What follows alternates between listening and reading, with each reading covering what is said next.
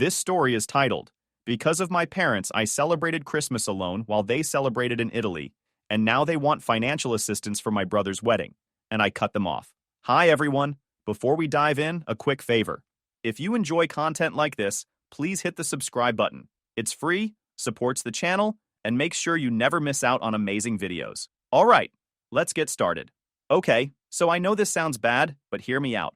My family has always been complicated. Growing up, my parents weren't exactly what you'd call nurturing. They were the kind of people who thought doing the bare minimum for their kids meant we owed them for life. My dad, Mark, loved to act like some self-made genius who could do no wrong, always reminding me how I was lucky to have him as a dad. Meanwhile, my mom, Linda, had this habit of constantly reminding me how much she sacrificed for me, usually right before guilting me into doing something. It wasn't like they were physically abusive or anything, but the mental load of being around them was suffocating. Everything was about them. If they helped me with something, they'd hold it over my head for years. If I succeeded at something, it was because they pushed me. If I failed, it was because I didn't listen to them. It didn't matter how much I tried. I was never enough compared to my younger brother, Ryan. Ryan, the golden boy, could do no wrong in their eyes. He was 4 years younger than me and had always been spoiled rotten. I'm not exaggerating when I say he got away with everything. While I was expected to get a job at 16, help around the house, and keep my grades up, Ryan was allowed to float through life. They'd make excuses for him constantly. He's still figuring things out, or he's just a kid. Never mind that he was 22 now and still living at home, barely working, and spending all his time gaming or hanging out with his girlfriend, Kylie. By the time I was 25, I thought I'd escaped all that. I got married, moved to a different part of town, and tried to build a life of my own. For a while, it was great. My ex and I didn't have kids, which made things a little easier. But when the marriage fell apart, everything I'd built crumbled. The divorce wasn't messy, but splitting assets left me broke. I couldn't afford rent on my own, and with no close friends or family willing to take me in, I had to do the one thing I swore I'd never do, move back in with my parents. It was supposed to be temporary. I told myself, just save up for a few months and you'll be out. But temporary turned into a year. Living with them again was like being sucked into a time machine and dropped right back into my teenage years. Every day was a reminder of why I'd left. My dad's lectures about how I needed to get my act together became a daily occurrence. Never mind that I was already working a part-time job and picking up freelance gigs on the side to save up. He'd say things like, when I was your age, I already had a house, conveniently forgetting that housing prices weren't the same in the 80s. My mom wasn't any better. She had this knack for turning every conversation into a passive-aggressive dig at me. If I didn't do something exactly how she wanted, she'd say, well, I guess we raised Ryan right at least. She never missed an opportunity to compare me to Ryan, who of course was thriving under their roof without lifting a finger. Ryan didn't care about any of this. If he noticed the tension in the house, he didn't let it bother him. Most of the time, he was in his room with his gaming setup, blasting music, or scrolling through his phone. When he did interact with me, it was usually to make some snide comment about how I needed to lighten up or get my life together. The breaking point came 2 weeks before Christmas. I came home from my part-time job, exhausted and ready to collapse on the couch, only to find the living room filled with suitcases. My parents and Ryan were buzzing around, packing clothes and toiletries. I asked, what's going on? My dad barely looked up from what he was doing and said, oh, we're leaving for Italy tomorrow. I froze. Italy? Since when? My mom looked at me like I'd just asked the dumbest question in the world.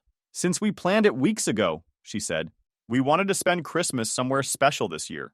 Ryan's been so excited about it. Okay, I said slowly, still trying to process. So, you're all going? Of course, my dad said. It's a family trip. Family trip. That hit me like a ton of bricks. So, I'm not invited? My mom shrugged.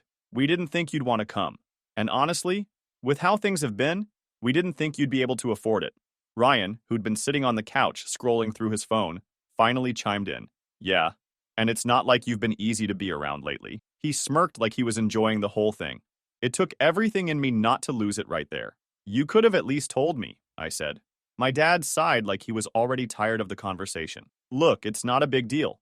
Maybe if you got your act together, we'd have considered paying for your ticket. But you didn't, so next year, maybe. Next year. As if I'd want to spend another year in their house. As if I'd want to go anywhere with them after this. The next morning, they left without so much as a goodbye. I sat in the empty house, staring at the wall, trying to wrap my head around everything. It wasn't just about the trip, it was everything.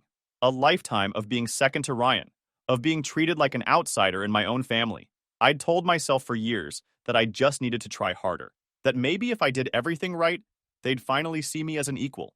But this was the moment I realized it would never happen. I tried to tell myself it didn't matter. It was just one Christmas, right? But as the day went on, it started to sink in how much it really did matter. I mean, this was supposed to be family time. Even if things were tense or awkward between us, I thought we'd at least pretend to care about spending the holiday together. Instead, they flew across the world to eat pasta and take selfies while I ate a greasy burger on the couch. The day started off weird. I woke up and didn't even realize it was Christmas for a second. No smell of breakfast cooking, no sound of holiday music, nothing. The house was dead silent. I wandered into the kitchen, looked at the empty coffee pot, and thought, is this it? I ended up making myself a bowl of cereal and sitting at the dining table, staring at the spot where our Christmas tree should have been. They didn't even bother putting one up this year because, apparently, Italy was all the holiday spirit they needed. I spent most of the morning scrolling through my phone, hoping to distract myself. But of course, that only made things worse. Every single social media post seemed to be about Christmas. Friends opening presents with their kids, co-workers posting pictures of their decorated living rooms, even random acquaintances sharing videos of their dogs and Santa hats. And then there was my family. They didn't waste any time flooding their accounts with photos from Italy. The first picture I saw was of Ryan, standing in front of the Colosseum, wearing a cheesy Santa hat. The caption? Christmas in Rome. Best Christmas ever. Next up was a shot of my parents at some fancy outdoor cafe, holding glasses of sparkling water and grinning like they didn't have a care in the world. My mom's caption read, making memories with my favorite people, heart eyes. Favorite people. Yeah. Message received loud and clear. By lunchtime, I couldn't take it anymore. I put my phone down and decided to do something, anything to make the day feel less pathetic. I drove to the only place open, a fast food drive-thru. I sat in the parking lot, eating my burger and fries, watching other people with their families through their car windows. There was one moment where I saw a little kid in the backseat of a minivan, holding up a new toy for his parents to see, and I don't know. It hit me hard. I wasn't even jealous of the toy or the family or anything. It was more like this realization that no one in my own family had even bothered to ask how I was spending my Christmas. When I got back to the house, I tried to cheer myself up. I turned on a Christmas movie, Home Alone, because irony, and tried to get into the holiday spirit. But it felt forced, like I was just going through the motions. Every now and then, I'd glance at my phone, and there'd be another notification about a new post from my parents or Ryan. I should have just turned the notifications off, but part of me couldn't look away. It was like watching a train wreck. The pictures kept coming. My dad posing in front of some famous fountain, Ryan holding a plate of food the size of his head, my mom gushing about the breathtaking views from their villa, and the captions. Don't even get me started. Everything was unforgettable and the perfect Christmas. It felt like they were rubbing it in, even if that wasn't their intention. Or maybe it was. Who knows? By the evening, I'd officially hit rock bottom. I ended up eating leftovers from the fridge, some bland casserole my mom had made earlier that week, and sitting at the kitchen table alone. I started thinking about all the times I'd bent over backward for my family, the birthdays I'd spent helping my mom decorate, the weekends I'd given up to help my dad fix stuff around the house, the countless times I'd covered for Ryan when he screwed up. And this was how they repaid me? Leaving me behind without so much as a second thought? It wasn't just hurtful. It was humiliating. That night, I finally broke down and called one of my old friends, Mike. I hadn't talked to him much since moving back in with my parents, mostly because I didn't want to explain why I was back in Cleveland. But I needed to talk to someone, and Mike was the kind of guy who didn't ask too many questions. When he picked up, I tried to play it cool, but he could tell something was up. Hey man, he said. Merry Christmas. How's it going? I hesitated. Yeah, same to you. It's fine. Just a quiet day? Quiet? What about your folks? I could have lied, but I was too tired to keep up the charade. They're in Italy, I said flatly. They left last week. There was a long pause. Wait, what? You didn't go with them? Nope. They didn't invite me. Mike let out a low whistle. Damn, dude. That's cold. Yeah, I said, laughing bitterly. Tell me about it. We ended up talking for a while, mostly about random stuff. Old memories, dumb jokes, anything to take my mind off the train wreck of my Christmas. By the time we hung up, I felt a little better, but the pit in my stomach was still there. Something about that Christmas made it hit harder. Maybe it was because I was older now and starting to realize just how messed up the dynamic was. Or maybe it was because I'd finally run out of excuses for their behavior. Whatever it was, I knew something had to change. I couldn't keep living like this, letting them treat me like an afterthought while I bent over backward to please them. That Christmas was a wake-up call, even if I didn't fully understand it at the time. It forced me to start thinking about what I wanted for my life and what I wasn't willing to put up with anymore. But at that moment, all I could do was try to make it through the night. After the Italy fiasco, I thought things would quiet down. I mean, how much more could my parents and Ryan push? I was wrong. So wrong. A couple of days after they got back, I was sitting in the living room, trying to avoid them as much as possible. I had no interest in hearing about the best Christmas ever, for the millionth time. But of course, my dad decided to call a family meeting. It wasn't really a meeting. It was just them deciding they needed something from me, which was basically how every family meeting went. Dad started with his usual serious tone, leaning forward like he was about to drop some life-changing wisdom. "We've got something important to discuss," he said, as if he hadn't just spent thousands of dollars on a luxury trip. "It's about your brother." My stomach sank. Whenever the conversation started with Ryan, I knew it was going to end with me being roped into something I didn't want to do. "Ryan proposed to Kylie while we were in Italy," Mom added, with this proud little smile, like he'd just won a Nobel Prize or something. "It was beautiful. They're so happy." I barely managed to nod. Congrats, I guess." Ryan, of course, was sitting there smirking like he'd just conquered the world. "Yeah, we're planning a spring wedding. It's going to be amazing." I was already getting irritated. They hadn't even told me about Kylie being part of the trip or the engagement, and now they were acting like it was the highlight of the year. But I kept my mouth shut because I knew where this was going. Then Dad leaned back, folded his arms, and hit me with it. "We're going to need your help with the wedding expenses." I blinked, sure I'd misheard. "Wait, what?" Mom jumped in, all sweet and condescending. "It's not just you, honey. We're all pitching in. But weddings are expensive, and Ryan and Kylie are young. They don't have the resources yet." Ryan nodded, like that was supposed to make it all make sense. "Yeah, we're still figuring things out. It'd mean a lot if you could contribute." I stared at them. "How much are we talking about here?" "Oh, not much," Dad said casually, like he was asking for a cup of sugar. "Just $17,000. That's not unreasonable for a family contribution." I laughed. I couldn't help it. "17,000? Are you serious? You want me to give you that?" Mom tilted her head like I was the unreasonable one. "It's not just for Ryan. It's for the family. Weddings are a big deal. You've been through one yourself, so you know how it is." That comment stung more than I'd like to admit. My own wedding had been a disaster, not because of money, but because of the relationship itself. And here they were, acting like I should feel honored to shell out my non-existent savings for Ryan and Kylie's fairy tale. "Look," I said, trying to keep my voice steady, "I don't have that kind of money. And even if I did, why would I spend it on this? You guys just got back from a luxury trip. Maybe cut back a little instead of asking me to cover the bill." Ryan finally spoke up, his tone annoyingly smug. "Wow, way to be supportive. This isn't just about me and Kylie. It's about family. You wouldn't even be living here if it weren't for Mom and Dad. You kind of owe them." That was it. I snapped. "I owe them? Are you kidding me? I've been paying rent since I moved back, covering bills, helping around the house, while you sit here doing nothing." Mom's face turned sour. "That's not fair, and you know it. We've done so much for you, especially after your divorce. The least you can do is show some gratitude." "Gratitude?" I said, practically laughing again. "I'm grateful, sure, but I'm not a bank. You can't just guilt me into giving you money I don't have." Dad shook his head like I was some huge disappointment. "We've been patient with you, but this attitude isn't going to get you anywhere." The room went dead silent. For a second, I thought maybe they'd drop it. But then Mom leaned forward and gave me this look. Half pity, half annoyance. "Honey, think about it this way. You're single. You don't have kids to worry about or a spouse to support. It's not like you have any major expenses." That one hit me hard. They made it sound like my life was worthless just because I didn't have a family of my own. Like I wasn't allowed to save for myself or have my own plans. "Unbelievable," I muttered, standing up. The answer is no. I'm not giving you $17,000. Not for this. Not for anything." Mom gasped like I'd just slapped her. "How can you be so selfish? This is for Ryan, for family." "I'm not selfish," I shot back. "You are. You've spent my whole life putting him first, and now you expect me to fund his wedding? No way." As I turned to leave, Dad said, "If that's how you feel, then we need to reevaluate the arrangement here. You're living under our roof, and we've been more than generous. Maybe it's time you start paying your fair share of rent."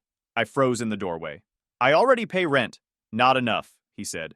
"If you're not going to contribute to the wedding, then you can contribute more here." I wanted to scream. "So let me get this straight. If I don't give you money for Ryan, you're going to make me pay more rent?"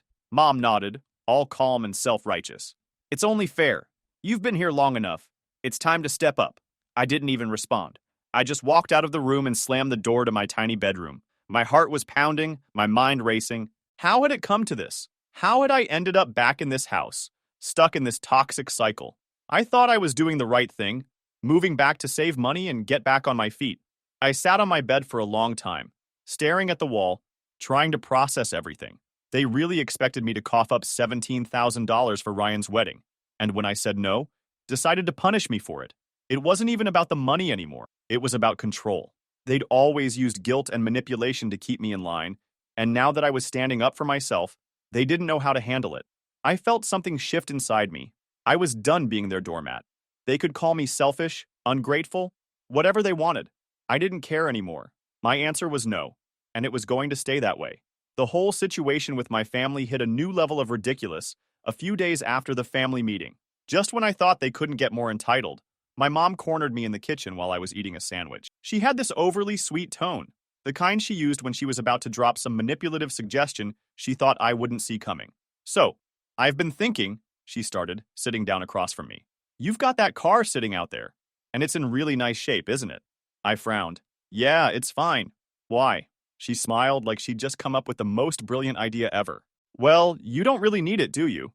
I mean, you work from home most of the time, and when you go out, you're not going far. What if you sold it and put that money toward Ryan and Kylie's wedding? It would make such a difference, and we could all help you get a cheap used car later on if you really need one." I just stared at her. Was she serious? "Wait," I said, holding up a hand. "You want me to sell my car? My only car? To help pay for Ryan's wedding?" She nodded, like this was the most reasonable suggestion in the world. "It's not just for Ryan. It's for the family, and you'd be helping out so much. Besides, think of how much money you'd get for it. It's a nice car." I couldn't believe what I was hearing. "Mom, I need that car. It's not just for work. It's my only way to get anywhere. I'm not selling it, period." Her smile faded, and she gave me that disappointed look she'd perfected over the years. "You're being so short-sighted. This is an opportunity to show Ryan and Kylie how much you support them. Family helps family, you know." "Right," I shot back. "But apparently family only goes one way in this house. I'm not selling my car, and that's final." She sighed and stood up, shaking her head. "I don't know why you're being so stubborn. You're making this harder than it needs to be." Then she walked out of the kitchen, leaving me sitting there fuming. That conversation was the last straw for me. They wanted me to give up my car, the one thing I'd managed to hold on to through all the crap I'd been through, just so they could throw a fancy party for Ryan and Kylie. It wasn't just entitlement anymore. It was outright insanity. I decided right then and there that I had to get out of that house, no matter what it took. From that point on, I started planning my escape in secret. I wasn't about to let them talk me into anything or guilt me into staying. Every time they brought up the wedding or family contributions, I'd just nod along, pretending to listen, while in my head, I was figuring out my next move. The first step was finding a place to live. I spent hours scrolling through apartment listings, looking for anything remotely affordable. Most of what I found was either way out of my price range or so rundown that I'd probably fall through the floor the second I walked in. But eventually, I found a tiny studio apartment on the outskirts of town. It wasn't much, just one room with a kitchenette and a bathroom, but it was clean, and the rent was low enough that I could make it work. When I went to see the place, the landlord seemed skeptical about renting to me. I didn't blame him. I wasn't exactly rolling in cash, and my credit wasn't great after the divorce. But after I scraped together the deposit and promised to pay the first month's rent up front, he agreed to let me move in. The catch? I had to be out of my parents' house and into the new place by the weekend. That gave me less than 5 days to figure everything out. Packing was the next challenge. I didn't have a ton of stuff, but I knew I couldn't just start loading boxes into my car in broad daylight. If my parents or Ryan saw me, they'd demand to know what I was doing, and I wasn't in the mood for another guilt trip. So I decided to do it in secret. Over the next few days, I started packing little by little, sneaking boxes out to my car when no one was around. I'd wait until my mom was upstairs, or my dad was in the garage, then grab a few things and make a quick run to the car. It felt ridiculous, like I was some kind of criminal plotting an escape, but it was the only way to avoid another confrontation. By Thursday night, I was almost ready to go. My car was packed with everything I needed, and I had the keys to my new apartment in my pocket. All I had to do was make it through one more day without tipping anyone off. That night, I waited until everyone was asleep before making my move. I grabbed the last of my things, just a couple of bags and a box of random stuff, and quietly carried them out to the car. I sat in the car for a while, staring at the dark, silent house. If I tried to explain myself, they'd twist my words, guilt me into staying, or somehow make me feel like the bad guy for wanting my own life. Leaving quietly was the only way to take control. Finally, I started the engine and pulled out of the driveway, careful not to make too much noise. I didn't know what the future held, but at least it was mine to figure out. After I left, I didn't just move out of my parents' house. I cut ties completely. I wasn't half-hearted about it either. I stopped answering texts and calls from my mom, dad, and Ryan on my phone, social media, and even email. I didn't leave any gaps for them to squeeze through. It might sound harsh, but I knew how they operated. If I gave them even an inch, they'd use it to guilt trip me or manipulate me into coming back. I couldn't let that happen.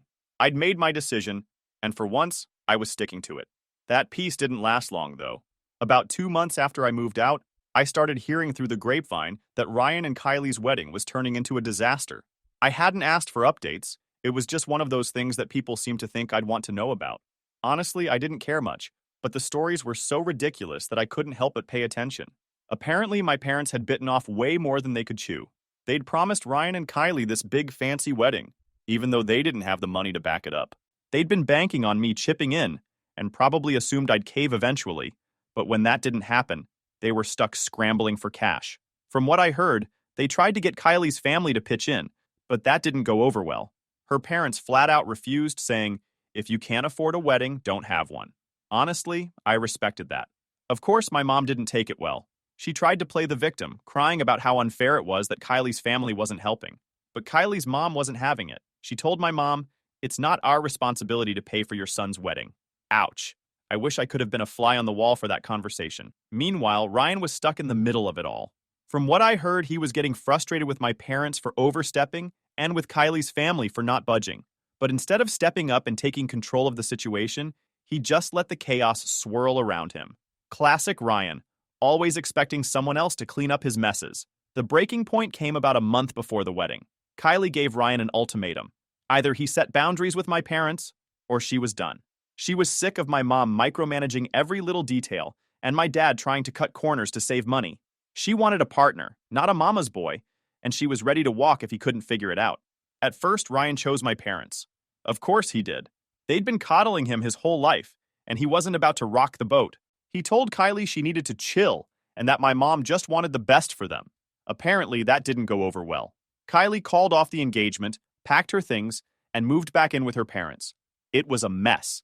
My parents were furious, not at Ryan, but at Kylie for abandoning him. My mom even called Kylie ungrateful, which is ironic considering she was the one who ruined the whole thing by trying to control everything. Ryan, for his part, moped around and acted like the victim, telling everyone how heartbroken he was. About 2 weeks after Kylie left, I got a call from an unknown number. I normally don't answer those, but something told me to pick up. Sure enough, it was Kylie. "Hey, it's me," she said, her voice quiet but firm. "I know we've never been close, but I just wanted to say I'm sorry." I blinked, caught completely off guard. Okay. Sorry for what?" "For everything," she said. "For not standing up for you sooner, for all of it." I didn't say anything, mostly because I didn't know what to say. She continued, "I didn't realize how bad it was until I was in the middle of it. Your parents are a lot, and Ryan just lets them do whatever they want. I tried to stick it out, but I couldn't anymore. I'm sorry they put you through that." Her words caught me off guard. It wasn't like I needed her apology, but hearing it felt validating. For years, I'd been treated like I was the problem, like I was the selfish one for not bending over backward to please my parents. And now, here was Kylie, someone who'd been on the other side of it, telling me I wasn't crazy. "Thanks," I said finally. "I appreciate that." We talked for a little while longer, mostly about the wedding drama and how my parents had tried to take over everything. She said she wasn't sure if she and Ryan would work things out, but she didn't sound optimistic. "He's too tied to them," she said. "I don't think he knows how to function without their approval." After we hung up, I felt a strange mix of emotion. On one hand, I felt bad for Kylie. She didn't deserve to get dragged into my family's mess. But on the other hand, I couldn't help but feel a little vindicated. Maybe now people would start to see my parents and Ryan for who they really were. A few days later, I got another call. This time from Ryan. "Hey," he said awkwardly. "Can we talk?" "What do you want, Ryan?" I asked, not bothering to hide my annoyance. I screwed up," he said. "Kylie left and Mom and Dad are freaking out, and I feel like everything's falling apart." I leaned back in my chair, waiting for him to get to the point. "I know I've been a jerk," he said finally. "I should have stood up for you. I should have, I don't know, been a better brother. I just want to say I'm sorry." For a second, I didn't know how to respond. Part of me wanted to accept his apology and move on, but another part of me couldn't forget all the times he'd stood by while our parents treated me like dirt. Look, I said, I appreciate the apology, but I'm not ready to forgive you. It's going to take time. A lot of time, Ryan sighed. Yeah, I get that.